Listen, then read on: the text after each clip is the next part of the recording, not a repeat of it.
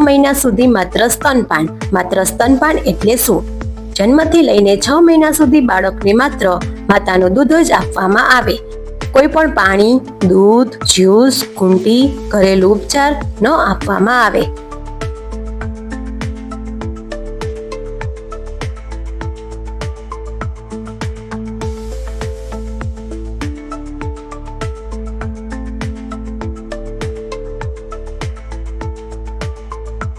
સ્તનપાન માત્ર ખોરાક નથી, આ પ્રેમ, સુરક્ષા અને શક્તિનો સ્ત્રોત છે.